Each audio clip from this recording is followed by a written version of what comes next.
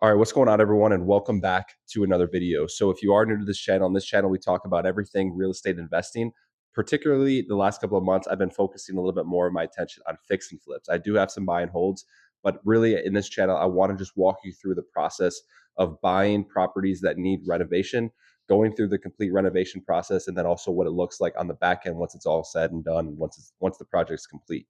So in this video today, we're actually going to go over and take a look at a property that is currently going under construction right now. We're kind of in the halfway point. We've done all the demo, we've done some rough plumbing work, some rough electrical work, and now I haven't seen the property in about probably a week and a half. So I just want to go over there, check it out, see what progress has been made, and then walk you through kind of where we're at in that process right now. If you haven't seen my previous video, I think maybe it was 2 videos ago, I walked you through the property as it was when I bought it, so in the as is condition. But when I walk you through it today, it's going to be a little bit different. There's going to be some drywall work that's been done. We've done some framing. Like I said, we've done some rough plumbing, some rough electrical. So there's definitely some progress that has been made, but there's still some things that need to be done. Of course, we're not even close to the finishing work yet, but I'll make a video on that once we get to that point. So we're going to drive over there right now. We're going to take a look. I'm going to just kind of do a quick little walkthrough. My contractors might be there, so I don't know how much I can film. They don't really like to be on camera, but either way, I'll at least do a walkthrough and maybe do a voiceover as well. And then after that, I'm going to be actually going to meet with a potential seller. This seller actually sold me a 6-unit property a couple of years ago. He has a piece of land. He has the drawings for a potential development deal. And I've never done a development, but I just wanted to kind of sit down with him, talk to him about what it all looks like, because he developed that property that he sold to me before. So just kind of get an idea of what the numbers look like to see if that's something that I might be interested in pursuing at some point in the future. So we're going to do that. I also locked up another deal about 2 days ago in the same city that this project is going on right now. I haven't closed on it yet. We can't really have access to it until we close, or until about probably a couple days before we close. So I'm not going to be able to walk you through that, but just know that there is more content coming in the future for all these different projects that I have going on. So if you are new to this channel, feel free to hit that subscribe button down below. But let's jump in my car right now and go over and check out the active project that I have going on right now. All right, everyone. So we're driving over to the property right now. And as I was driving over here, I just wanted to talk to you about a few different things. So when flipping houses that I think are really, really important, that I didn't realize as much until I started, flipping a couple properties at the same time. And that is managing cash flow. So when people are out there and they say, you can get into fix and flipping houses with no money. I mean, yes, that's true. You can raise other people's money. But when I got into this, I didn't want to do that, right? I wanted to go and, take on the risk. And if I was to lose some of my personal money, that's okay. I can learn. And then as I get into, a couple of these projects and I've done it and I can successfully say that I bought a property, I renovated, I flipped it, then that's when I would be a little bit more comfortable going to some outside investors to raise private money to maybe fund the down payment with your hard money lender, or fund your renovation. Or maybe you can find a hard money lender that can do everything. They can fund the entire purchase and the renovation. That way you don't have to go to a hard money lender. But when you're using, a hard money lender, or even if you're not using a hard money lender and you have cash to pay for everything, the first couple of deals that I've done, I use a hard money lender. Sometimes I fund the renovation on my own, but the last couple of flips, I've even used the hard money lender to fund the renovation. But the way that works is they do draws. So you have to pay money to your contractors for the material, and then once you pay for the material and you complete some sort of work, then you can request a draw from the hard money lender, and then the hard money lender will check the work that you've done, and if it is done, then they would pay you, the money that you requested. So there's a lot more to it, obviously, but the fact is that when you have 2, 3 projects going on at the same time, you're spending thousands and thousands and thousands of dollars every single week, not only in material, but also in labor, right? Your contractors need to be able to get paid so that they can provide for their families. And it's really, really important that you understand when you have money coming in, because every single time, you have money going out for materials and for labor, you need to make sure that you have enough for every single project that you're working on. So I think the only way to learn how to manage cash flow and manage capital is to just get in and start doing some deals. Start off with doing one deal. One deal is very, very manageable. Then when you get to two deals, you have some systems and you have some processes in place. Then when you get to three, you grow and grow from there. Right now, I'm kind of at that 2, 3 range.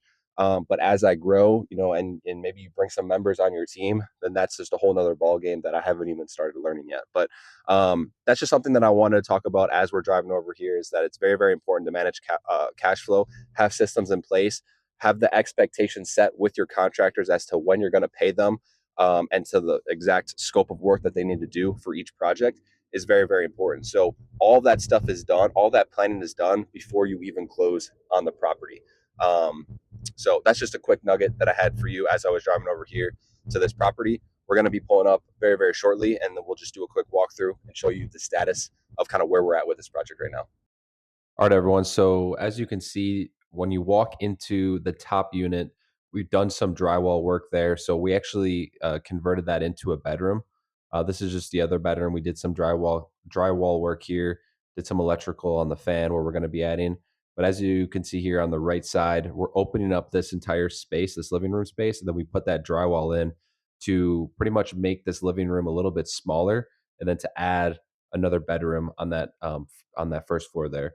This is just the bathroom. You can see that there's still a lot of work that needs to be done, but we did some rough plumbing. But now we just need to kind of do the finishing work. But that's we're gonna start doing that at a later stage. This is the kitchen here. So we demoed the entire kitchen out. We've you can see a lot of the drywall work done. We're gonna go over to the third floor here. So this is a duplex. This is the top unit, but they also have this third floor as well. We're converting this into just one big bedroom. This used to kind of be two bedrooms. So we made this one big bedroom, and then we're converting the one downstairs into another bedroom. So this particular unit's going to have 3 beds. This is also another full bath. We're going to add a small shower there in the left corner, left hand side there, and then a bathroom. So all that's going to be looking really, really nice. We're going to carpet that all the way up to the top. There's going to be a door here because this connects the top unit to the bottom unit. So we're going to add a door right there. And then this is going down to the bottom unit. So we're going to add another door there where they can only go in one way. That way they can't, be near the top side of the unit. This is the kitchen there. You can see that it's demo. There's still a lot of work that needs to be done. This is the living room area. We didn't really do too much drywall work down here. So we've been kind of focusing on the top unit first, but what we do on the top unit is what we're going to do on the bottom unit. So still kind of run electrical. We're going to add 2 fans into each. We're going to add a fan in each bedroom.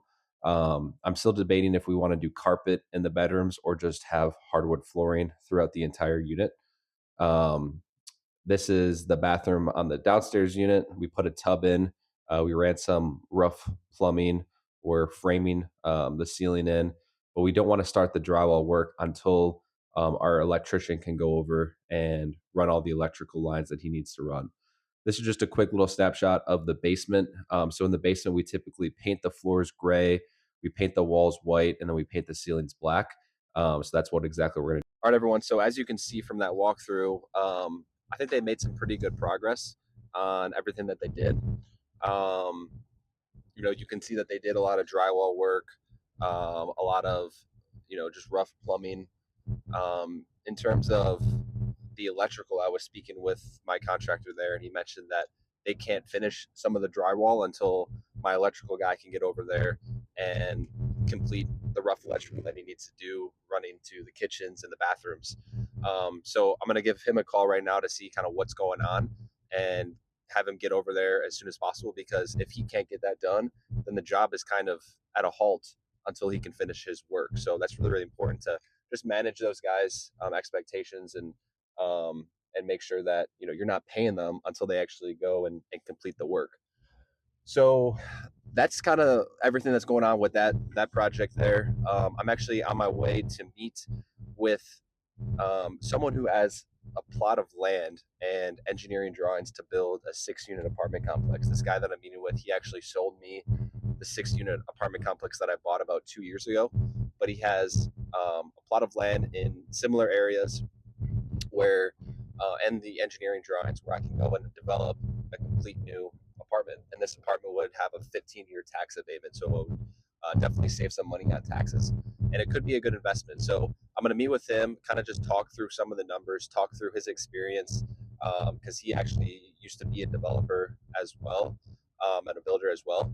So I'm going to talk to him about that. And then once I meet with him, he's going to give me some engineering drawings, and then I'm going to go and shop it around to some general contractors that will be able to build the apartment complex for me to see exactly what the price would be at so that I can understand what I need to buy the land for, and just kind of work backwards into my number. Because if I'm all into building this for 800,000, but it's worth 800,000 once it's done, that's not something that I want to really take part in. But if I can build it for 600,000, I'm all into it, and it's worth 800,000, that I have $200,000 of equity. That's something that I might be interested in, and I might be interested in making him an offer. So, anyways, we're gonna head over there now, and we'll catch up after that meeting to kind of let you know what we discussed and what the next steps look like. All right, everyone. So we're back in the office right now, and I just wanted to wrap up the video by talking a little bit more about what I discussed with this seller at this meeting that I had earlier today. So as I mentioned earlier, this seller that I spoke with, he actually sold me a 6-unit apartment building about 2 years ago that I bought from him.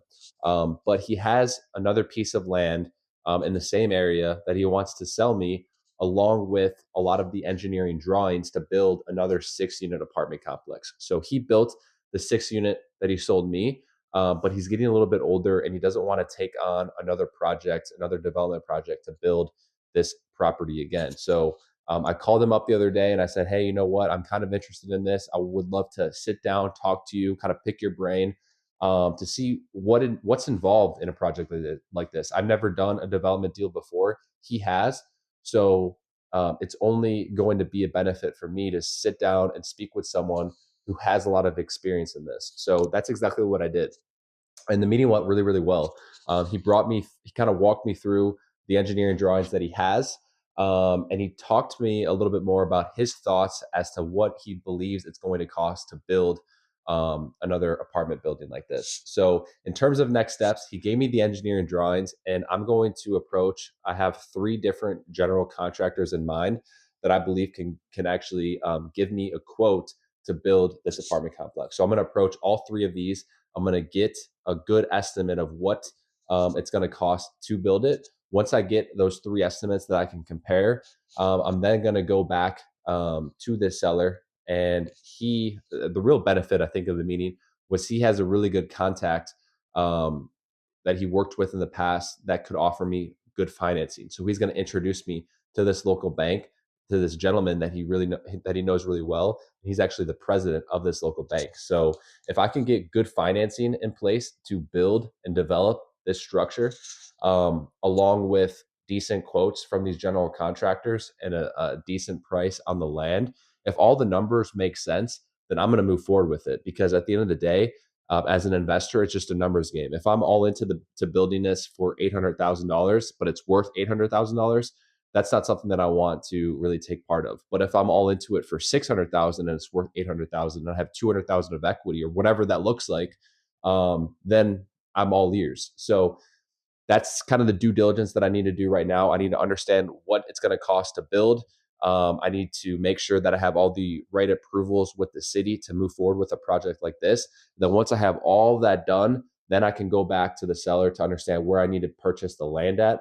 If I can get the good financing in place, then we can move forward. So still a lot to come with that. Of course, if I do move forward, I'll make more videos about everything, breaking the entire deal down. I think that would be really, really good for the channel.